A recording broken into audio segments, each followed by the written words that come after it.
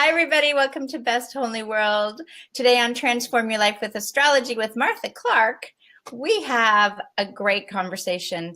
Pluto, you might have thought that it's no longer a planet, but it is a very, very important planet. So this is one of 4 parts, so you can get all the information on Pluto. Hi, Martha.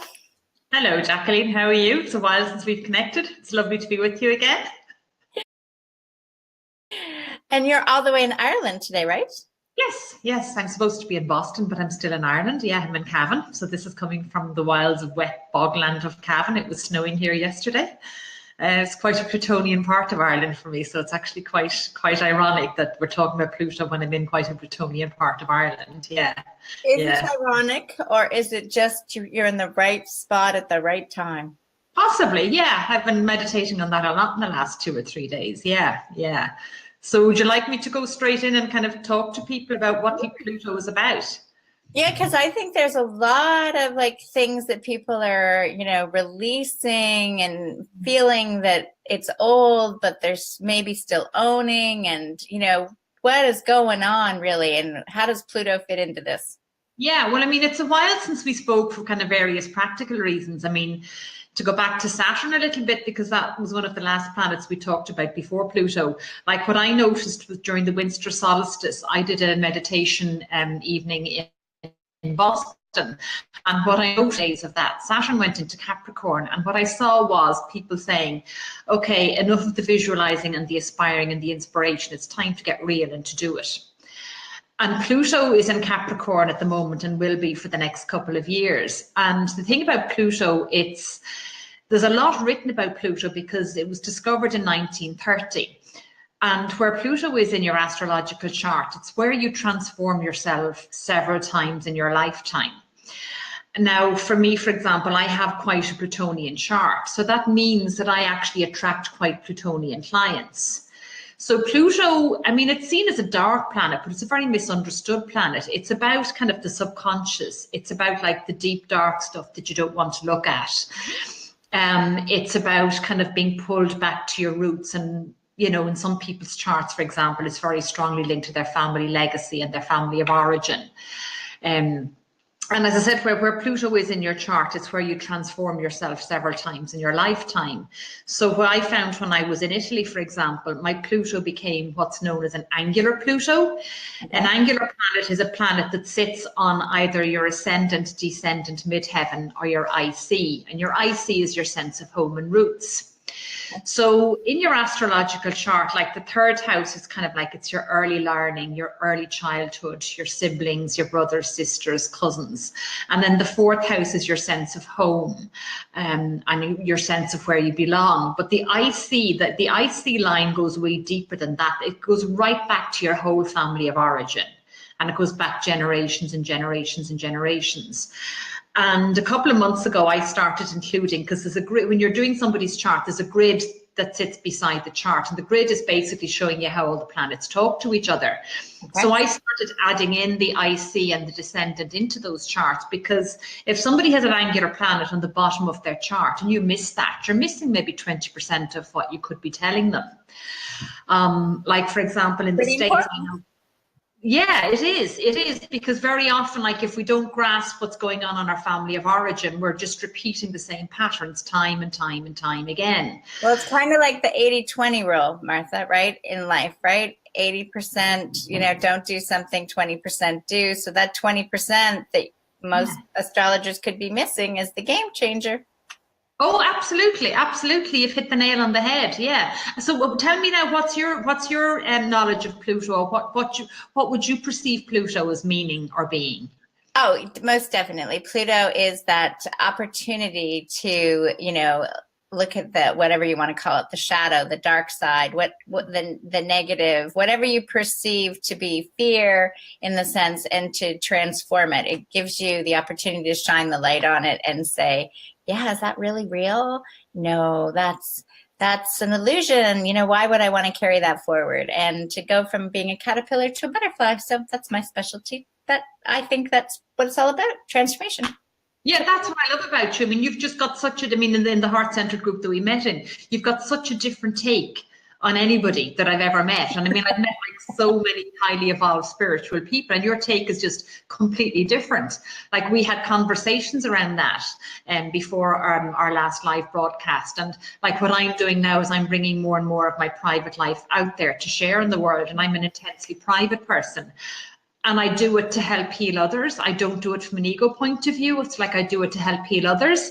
And I know the conversation we had was around like, okay, what's it going to be like being back in Ireland? And it's ended up being far more Plutonian than I ever expected. But like, that is the theme of my life in Ireland. Like Pluto semi-squares my ascendant. So the ascendant is your role in life, and it's how you're seen. So like, I'm kind of like not seen for my skills in Dublin. I just amn't. And it doesn't mean I'm not a good astrologer here. It just means I'm not seen. Right. And it's like by me being in people's presence, I bring up their Plutonian stuff. So that's how I kind of transform when I'm here. It's like, it's learning to be comfortable with people talking about, and, you know, with clients, I would have clients talking about like rape or abuse or incest or murder or sexual problems or miscarriages or deaths. I mean, I had a mini session with a client yesterday who was talking about a near-death experience she had when she was given birth. So they're all very, very strong Plutonian themes. And some astrologers attract more Plutonian themes than others. And as I said, the reason there's so much written about Pluto is because it was discovered in 1930. So it's linked to like the rise of Nazism and like Adolf Hitler, and like we all know the awful things that happened in World War II. Mm-hmm. But there's almost a sense of that had to happen for the world to then transform itself and for the world to say never again. And we're seeing that now with Trump in America. We're seeing the power of social media. People are saying, well, it's not happening ever again. People are talking as if, well, we're going to have World War III, but we're not, because we've learned from that. No, and I just, to me, that conversation is just, they're in amongst the old story, like, and they're putting the old story onto what they see. And that's okay, because that's what happens, right? It's when you get really present, you're in this huge transformation, because Pluto is in Capricorn, right? We're in the middle of that 26-year period where the systems and structures are just going to. So so this is interesting, because you said it wasn't discovered till 1930. Yeah. Now I have heard that Pluto was in Capricorn like almost 200 years ago, when the French Revolution or the American Revolution, around that time. So is that just a yeah, that would be right. Yeah. And we all know how the world transformed after that. Okay. You know, and Pluto was then, after the 1930s, Pluto was downgraded to a dwarf planet. And then, Chiron and Ceres were kind of brought into the astrological kind of belt, so to speak. And some astrologers work with Chiron and Ceres a lot. Some don't mention them at all. I work with them a lot because they're quite strong in my own chart. And as I said before, they're linked to like feminine healing and feminine wounding, and very much, Chiron is very much linked to women coming into their power after the age of 51, after their Chiron return. And like with Pluto, because my own chart is so Plutonian, I spot Plutonian themes in a client, just like within 30 seconds of looking at a chart. And certainly my own interpretations. I mean, I'll go straight for what I think the client may benefit from most. I mean, some clients are there because they're kind of just a little bit curious and want to know a bit more about astrology. That's a very different dynamic than somebody who's coming to you because they're seeking for answers. You'll see themes Pluto in the first house. Somebody will have a very, very intense, strong sense of self. Pluto's a very private planet. That's why it's so misunderstood. It's very subconscious energy. It's very below the surface. But the energy of Pluto, because Pluto rules Scorpio, the energy of Pluto is intensely private and it's quite fixed. So if somebody's very Plutonian, they're actually quite comfortable with the dark side of life. They're quite comfortable with, the death and sex and taboos and rape and incest. And I mean, the world needs people that are comfortable dealing with topics like that and talking about topics like that. I mean, I have a number of clients in the States, for example, that are midwives or nurses, and they would have very strong Plutonian charts or Uranian charts. And Uranus is linked to like the unexpected. Uranus is linked to,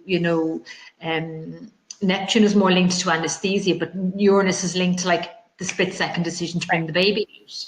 So if somebody has a very strong Plutonian and Uranian chart, it's no surprise that people with those kind of charts very often end up in the medical profession, because that's what the medical profession is all about. It's like, you know, helping life, helping us live longer lives, live better lives.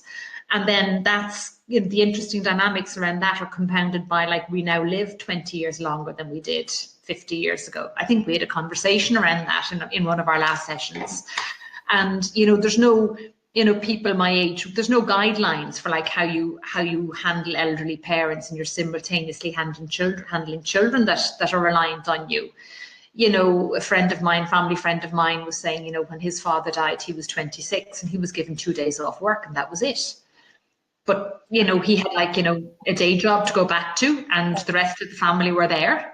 Right. You know, the experience that I'm finding myself in here, it's as Plutonian as it gets. And that's the underlying reason for me being back here. And my clients in Boston are very supportive of it, and it's wonderful. But, like, you know, you'll find if somebody has Pluto in the 5th house, for example, the 5th house is about children, but it's also about creativity. So if somebody has Pluto in the 5th house, like, I tend to encourage them to work around uncovering the depths of their creativity. Because particularly women, we just don't know the talents we have, and we limit ourselves time and time and time again.